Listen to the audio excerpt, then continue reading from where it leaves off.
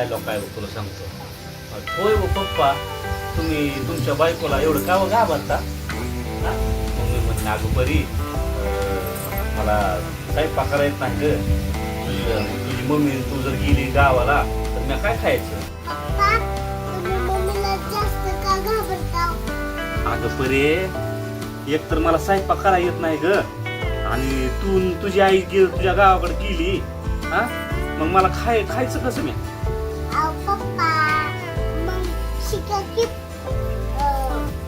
विचारात जिंदगी चालली आहे माझी, विचार करायची सवय लागली ग.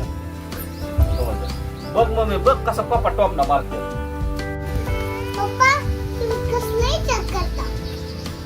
बरे काय करतो, सारखं विचार असतात. जसं माझं लग्न झालंय ना, विचार करायची सवय लागून की.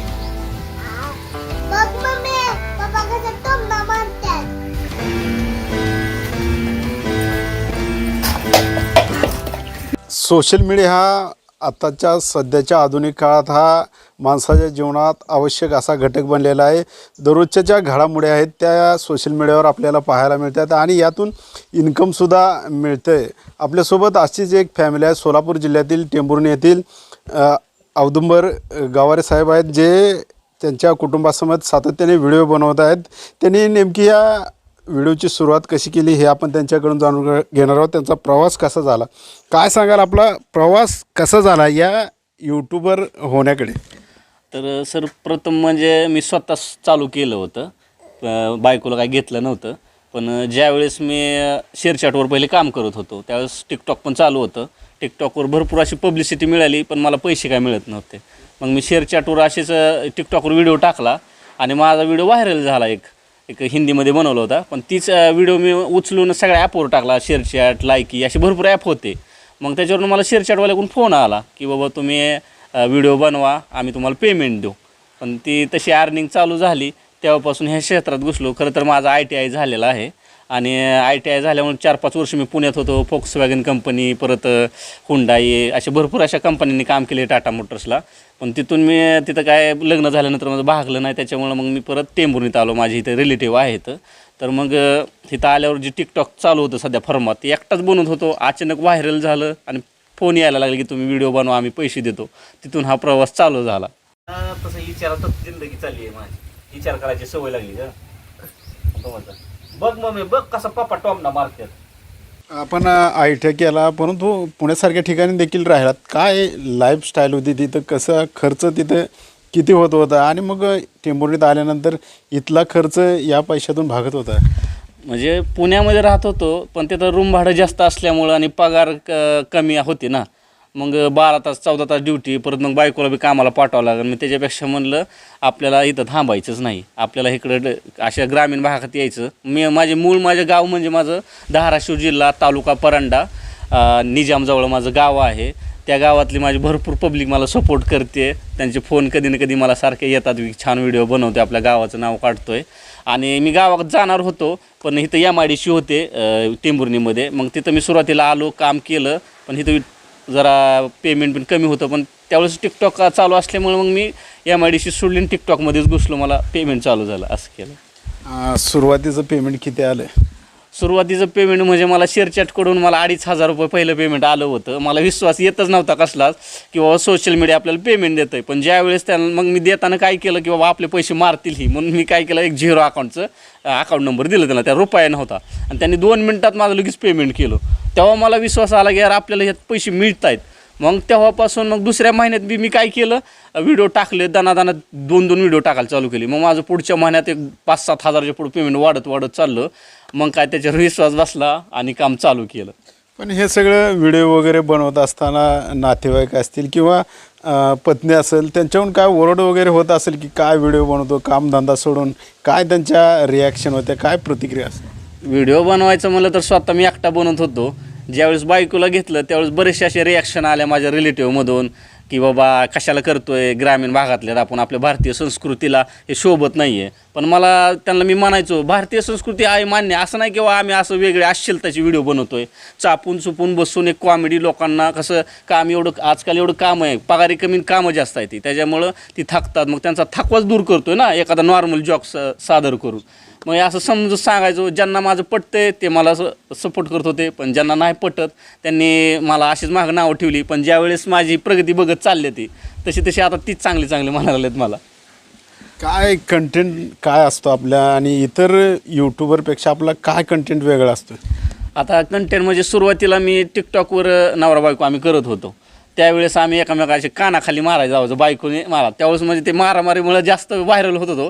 परत काय झालं की परी आली, मग परीचं बोलणं मला जरा वाटलं की यार ही काहीतरी करू शकते, ही बोलती. मग आम्ही असं पुढे स्टँड ठेवलं की परी अशी बघायची, पप्पा तुम्ही काय करता व मग मला बी करायचं आहे, मला बी बोलायचं आहे. मग असं आम्ही तिला म्हणलं बोल बाय. मग तिच्याकडून एक एक एक डायलॉग तिच्या आवडीनुसार तिच्या मूडनुसार आम्ही चालू केलं.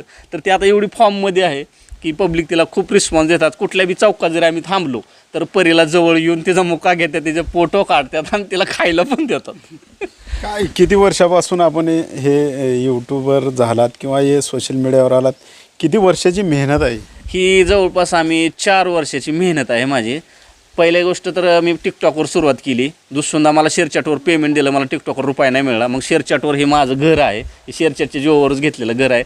आणि परत मग शेअरचॅटला मला भरोसा वाटत नव्हता की बाबा आपण फुल टाईम आपण काम करू शकतो, म्हणून माझं पार्ट टाईम काम होतं. मी टेंभुर्णी शहरात जार वाटायला होतो, एस टी स्टँडसमोर बऱ्याचशा ठिकाणी जरा टाकायला होतो. परत चॉकलेट गोळ्या विकत होतो. मग असं पार्ट टाईम ठेवलं शेअरचॅटचं ह्याचं. परत मला यूट्यूबचं एक जणाने मला माहिती दिली, मग मी यूट्यूब खोललं आणि यूट्यूब खोलल्यावर मला जे पेमेंट मिळायला लागलं त्यावेळेस त्याच्यामध्ये काय असतं, काय टेक्निक आहे, ह्याचा अल्गोरिथम काय आहे, ह्याला कसं व्हायरल केलं जातं, आपण कसं काम करायला पाहिजे, हे मला अल्गोरिथम जेव्हा कळला तेव्हा मग मी यूट्यूबवरच फुल टाईम काम करायचं ठरवलं. आता किती वर्षापासून फुल टाईम काम करताय? आता फुल टाईम बघा मी 3 वर्ष झालं मी कामाला कसलंच नाही आहे. 1 वर्ष मी ह्याचा अभ्यास केला की यूट्यूबला काय पाहिजे, आपण काहीतरी वेगळं दिलं तरच यूट्यूब व्हायरल करतं आहे. तुम्ही जर उचलून कोणाची कॉफी केली तर व्हिडिओ चालत नाही. तर तुम्ही जेवढं युनिक काम करचाल तेवढं यूट्यूब व्हायरल करतं आहे. काय नेमका आता तुम्हाला फायदा झाला आणि फॅमिलीच्या कुटुंबाच्या उत्कर्षासाठी या यूट्यूबचा कसा उपयोग झाला? खरं तर यूट्यूबनं माझी लाईफच बदलवली. विशेष म्हणजे मी पुण्यामध्ये एवढं काम करत होतो 12-12, 14-14 तास, तेवढा पेमेंट मला कधी मनासारखा भेटला नाही. कष्ट भरपूर झाले. आता फरक एवढाच आहे की कष्ट कमी आणि मेंदू जास्त माझा खर्च होतं आहे. हे काम सगळं माइंडचं आहे. आणि कसं झालं आहे, माझी खूप चांगली अर्निंग आहे. मी शेअरचॅटवर हे घर विकत घेतलं आणि दुसरी गोष्ट म्हणजे येणे फ्लॅट 3 गुंठ मी जागा ह्या टेंभुर्णी शहरात घेतलेली आहे. तिथं माझा फ्युचर प्लॅन असा आहे की तिथं एक स्टुडिओ बनवायचं की व्हिडिओ शूटसाठी आपल्याला कसलीच अडचण यायला नको, असं माझं फ्युचर प्लॅन आहे. काय मुलांच्या भवितव्याचा कसा विचार केला आहे? आता आपल्याला चांगले पैसे मिळत आहेत, 2 मुलं पण आहेत आपल्याला, त्यांच्या भविष्याचा काय विचार केला आहे आणि त्यांच्या शिक्षणाच्या बाबतीत काय प्लॅनिंग आहे? तर मुलांच्या बाबतीत विचार केला तर ज्यावेळेस चिव जन्माला आली माझी 2 नंबरची मुलगी, तेव्हा माझं खरं यूट्यूबला भराभराटी चालू झाली. आणि दुसरी गोष्ट म्हणजे परीचा तर रिस्पॉन्स चालूच होता, पण तिनं जशी आली तसं जास्त भरभराटी झाली. माझ्या परीचा विषय असा आहे की तिच्यामध्ये जी बोलण्याची टॅलेंट आहे ती सुद्धा म्हणते. आम्ही एका शोला गेलो होतो, निलेश साबळे सरांनी शो चालू केला होता, हसताय ना हसायला पाहिजे. त्याच्यामध्ये तिने स्वतः उत्तर दिलं आहे की मला ॲक्टरच व्हायचं आहे. त्यांनी विचारलं तू शाळेत आल्यावर काय करणार? मी शाळेत नाही येणार, अभ्यास करणार आणि नंतर व्हिडिओज बनवणार, असं तिनं स्वतः सांगितलं आहे. त्यामुळे मी तिचं हे क्षेत्र कायमस्वरूपी कंटिन्यू करणार आहे. काय आव्हान असते ते या एका यूट्यूबरसमोर आणि तुमच्यासमोर काय अडचणी आल्या? अडचणी तर भरपूर आल्या. का तर व्हिडिओ बनवताना आमचा ही जी एरिया आहे हा पूर्ण नॉईजी एरिया आहे. इथं जनावरं आहे, इथं कुत्रं आहे ते ओरडतं आहे आणि गाड्या वगैरे नाही, पण इथं जनावराचा वाऱ्याचा ह्याचा भरपूर असा त्रास होतो. आणि दुसरी गोष्ट म्हणजे लेकरं सांभाळायला कोणी नसते, तर माझी आई मला ह्याच्यामध्ये मदत पण करते लेकरं वगैरे सांभाळायला. तर असा भरपूर असा त्रास झाला, पण आता काय सांगू तुम्हाला, सांगण्यासारखं नाही. आणि काही रील स्टार लोकांनीसुद्धा माझा सपोर्ट तोडलेला आहे. काही लोकांनी मी तिथं बी म्हणलो जाऊ द्या. माझा असा प्लॅन होता की आपण एका गावात आहेत तर आपण मिळून काम केलं पाहिजे. काय रील स्टार लोकांशी मी बोललो, पण कसं असतं की काही लोकांमध्ये कसं आम्हाला ओव्हरटॅक करून बरीचशी लोकं गेली, पण आमचं काहीतरी अडचणी असल्यामुळं आम्ही तिथं थोडं ब्रेक धरला. पण आता पिकअप धरला आहे, आता बऱ्यापैकी पिकअप धरला की जवळपास आमची प्रगती बी बघितली त्या व्यक्तीनं. त्याला कळलं बी की आपण ह्याला इग्नोर करून आपण खूप मोठी चूक केलेली आहे. आता या क्षेत्रात काही नवीन यूट्यूबर येऊ इच्छितात किंवा आहेत, त्या यूट्यूबरला काय आव्हान कराल? आता जी नव्याने यूट्यूबर आहेत, काही इंस्टाग्रामवर सध्या सुरुवातीला काही लोक इंस्टाग्रामवर काम करत आहेत. मी म्हणतो त्यांनी इंस्टाग्रामवर वेळ वाया घालू नका. तुम्ही जी रील्स इंस्टाग्रामवर बनवता ती तुम्ही यूट्यूबवर बनवा. का तर यूट्यूब तुम्हाला एक रुपयाचं वाया जात नाही तुमची मेहनत. डायरेक्ट तुम्ही यूट्यूबवर काम करा, तुम्हाला प्रत्येक रुपयाचा मोबदला मिळेल. आणि विशेष म्हणजे तुम्ही की युनिक काम करा, कुणाची कॉफी करू नका आणि यूट्यूब काय करते ह्याचा अभ्यास करत राहा, तरच तुम्ही व्हायरल होणार. आणि इंस्टाग्राम ही पब्लिसिटी आहे फक्त, तुम्ही त्याच्यावर जास्त जोर देऊ नका. द्यायचं आहे तर यूट्यूबवर. यूट्यूब ही लाईफ चेंज करतं आहे. माझी तर लाईफ चेंज झाली आणि अजून पुढं तुम्हाला भविष्यकाळ माझा दिसेलच. मरेपर्यंत मी यूट्यूबवर काम करेन. ज्या दिवशी माझं तोंड बंद पडेल त्या दिवशी माझं यूट्यूब बंद. आपल्यासोबत औदुंबर सरांच्या पत्नी देखील आहेत, त्यांच्याकडून सुद्धा आपण त्यांच्या बद्दल जाणून घेणार आहोत. काय सांगाल ताई, पहिला आपण व्हिडिओ बनवला, काय प्रतिक्रिया होती लोकांची? प्रतिक्रिया म्हणजे रिस्पॉन्स बी व्हिडिओला छान आला. आणि पहिला व्हिडिओ म्हणजे आम्ही टिकटॉकला बनवला, ते बी दुसऱ्याच्या आवाजामध्ये व्हिडिओ बनवला. मला काय यातला जास्त अनुभव नव्हता, ह्यांनी सगळी माहिती दिली, सगळ्यांनी घरच्यांनी बी सपोर्ट केला, त्यामुळं मी बी शिकले. म्हणजे तरीही ग्रामीण भागात काय मर्यादा असतात, नातेवाईक ओरडत असतात, काय घरचे आई वडील वगैरे रागवले असतील की? माझ्या आईवडिलांना म्हणजे कसं पहिल्यापासून मला ह्याची आवड बी होती, शाळेत असल्यापासून आवड होती आणि आईवडिलांचा करा नकार आलाच नाही. आणि जर राहिले शेजार पाजारी ही नावं ठेवणं तर त्यांच्याकडे आम्ही कधी लक्ष दिलंच नाही. मी एक लक्ष म्हणजे कसं नवरा आपला पाऊल द्यायचं आहे आपल्याला, हेच फक्त डोक्यात ठेवलं. काय सांगाल, नवीन यूट्यूबर आहेत, महिला आहेत, त्यांना या क्षेत्रात यायचं आहे आणि करिअर पण करायचं आहे, त्या महिलांना काय आव्हान कराल? त्या महिलांना म्हणजे सुरुवातीला यूज येत नाहीत यूट्यूबला, तर काय करतात काही जण की यूज येत नाहीत म्हणून त्याचा नाद सोडून देतात. आम्हाला बी आमच्या बाबतीत असंच झालेलं आहे. आम्ही प्रयत्न करत होतो, आम्हाला फळ येत नव्हतं, पण आम्ही त्यातनं ही केलं नाही, आम्ही सुरुवात चालूच ठेवली. तुम्ही धीर सोडू नका, एक ना एक दिवस देव नक्की फळ देतो. आपल्यासोबत त्यांची लहान मुलगी देखील आहे, सातत्याने व्हिडिओत असते, तिलासुद्धा आपण बोलतो करूया. काय सांगाल परी, कितवीला आहे तू? अंगणवाडीत.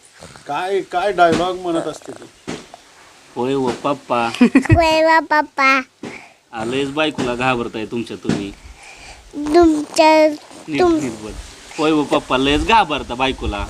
होय वा पप्पा, तुम्ही लईच बायकोला घाबरता.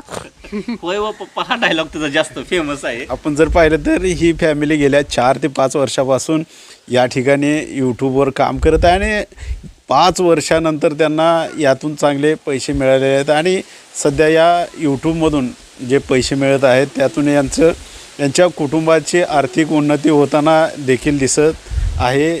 जे यूट्यूबर आहेत नवीन, त्यांनी यूट्यूबर होण्यापूर्वी त्याचा अभ्यास देखील करणं असणं गरजेचं आहे असं या कुटुंबियांना वाटते. Ashok Kamble, max Maharashtra news, Solapur.